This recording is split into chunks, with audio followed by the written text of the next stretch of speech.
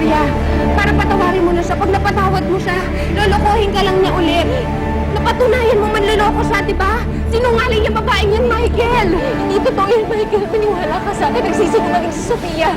Wala akong ginagawa mo siya. Hindi kita niloko. Hindi kita lolokohin, Michael. Parang ahawang ko na. Ano lang nga eh?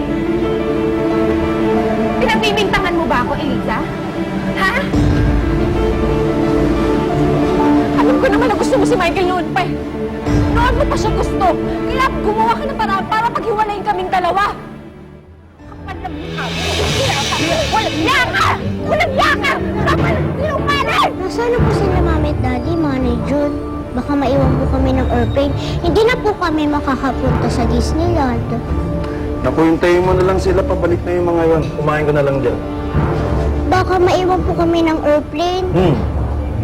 Hahanapin ko na po sila Mami at Daddy, Manay Jun. Wag na, pabalik na yung mga yon. At saka hindi pa iiwan ng airplane. Malulungkot si Mickey Mouse, diba? Dali ah. Hello?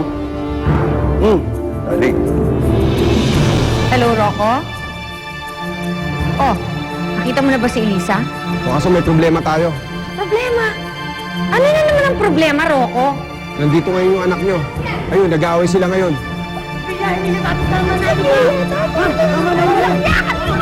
Ano? Ano gusto nyo gawin ko ngayon? Tutuloy ko ba to? Huli ka na, tanga. Umalis ka na dyan. Tatawagan na lang kita, okay? Yan! Umalis ka! Ninya, dyan ka lang, Ninya. Ninya! Ninya, anak ko! Ano? Magkita tayo sa susunod na day off, ha? Siyempre naman, namimiss din kita. O, sige na, sige na, sige na. Meron akong alaga rito eh. Sige na, love you. Love you na. Oh, sino niya? Sa ate mo? Get your hands off my daughter! Anak ko yan! Hindi mo sana kanakot mo! Akin na si Ninya. Magawa na ako ng iskandalo rito eh. Itawan niyo nga ako! Kahit ginugulo kami! Palisin niyo nga yung babaeng yan! Hindi! Binabawi ko lang ang anak ko! Anak ko yan! Sige, tama na. Lisa, nagkakita na yung bata, tama na. Michael, please! Gusto ko lang makasama si Ninya! Akin na si Ninya! Hindi na, Lisa. Tumigil ka na. Lumayo ka na. Iwanan mo na kami. Sophia, answer the damn phone! Sophia? Answer the phone! Sophia naman! Sagutin mo na ang telepono! Loretta, you seem to be troubled. Is there any problem? Of course not, Ma. Why would there be a problem? Oh, well, you know, up to now, I still don't understand kung bakit biglang nagdesisyon si Michael at si Sofia pumunta ng Amerika. Para bang that's not all there is to it.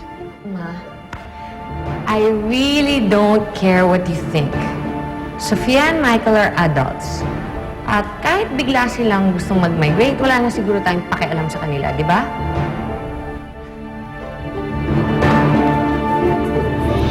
Hindi mo ba narinig, Linda?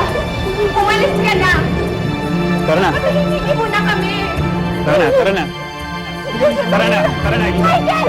Tara na. Huwag ka maniniwala sa kanya! Huwag ka maniniwala sa kanya! Ninatawag niya lang tayo! Michael! Michael!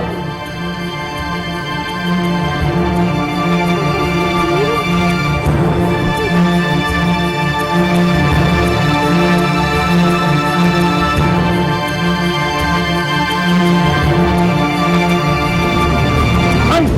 Naku, mabuti naman. Kasama niyo sa niya. Tinakasan ako niya kanina eh.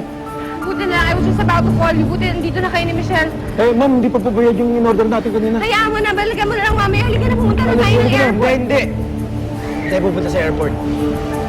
Michael, may isang oras pa naman para mag-check-in tayo. Halika na.